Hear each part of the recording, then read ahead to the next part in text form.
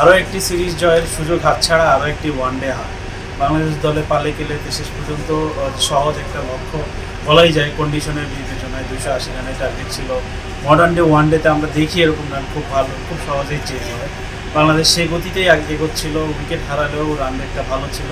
কিন্তু ওই যে গত কয়েক বছর যাবৎ ওয়ানডে ক্রিকেট আমরা যেটা দেখে আসছি, টপ অর্ডার থেকে মিডল অর্ডার পর্যন্ত ব্যাটসম্যানরা সেট হচ্ছেন, দেন আউট হচ্ছেন, কেউই লম্বা ইনিংস খেলতে পারছেন না।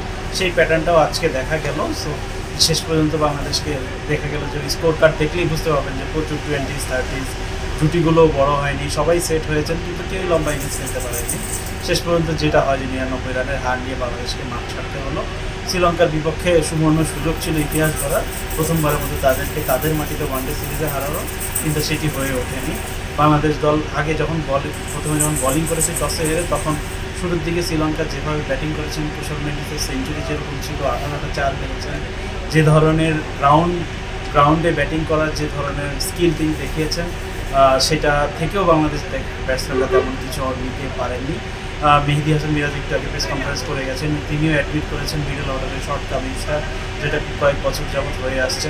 এর আগে হয়তো সিনিয়র ক্রিকেটাররা তাদের ক্যারিয়ারের শেষের দিকে ছিলেন, তাদের স্ট্রাইকের হয়তো প্রশ্নবিদ্ধ ছিল, কিন্তু তারা একটা পার্টনারশিপ দিতে পারতেন।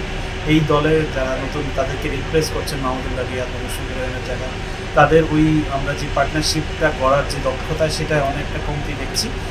ভবিষ্যতে এই জায়গাটায় ওয়ানডেতে উন্নতি করার ক্ষেত্রে বাংলাদেশে এই মিডল অর্ডারের ব্যাটিং স্পেশালি উন্নতি করতে হবে। সেক্ষেত্রে মেহেদী হাসান মিরাজ বা জাকের আলী অনেক বা তৌহিদ হৃদয় যারা আছেন, তাদেরকে হাই স্ট্রাইক রেটেও খেলতে হবে, বড় ইনিংসও খেলতে হবে। এটাই হবে এই দলের, মিরাজের এই দলের নেক্সট হাফ। শেষ পর্যন্ত আরও একটি সিরিজ হারেই পালে কেলে থেকে সবচেয়ে এই দুঃখজনক খবরই দিতে হচ্ছে। কিন্তু সামনে আর বাংলাদেশ দলের জন্য, টি20 দলের জন্য খুব বেশি সময় নেই। কালকেই একদিনের প্র্যাকটিস, পরে ফার্স্ট টি20। আমরা দেখেছি যে আজকে টি20-র মাঝখানে ইনবিটুইন ইনিংসের মাঝখানে লিটন দাস, নাসুম আহমেদরা এখানকার এই মাঠেরই ইনডোরে প্র্যাকটিস করেছেন। আজকে ম্যাচ শেষ হয়ে এখানে রানিং করেছেন। সো টি20 টিমও অলরেডি এই মিক্সে চলে এসছে, টি20-র আবহে চলে এসছে।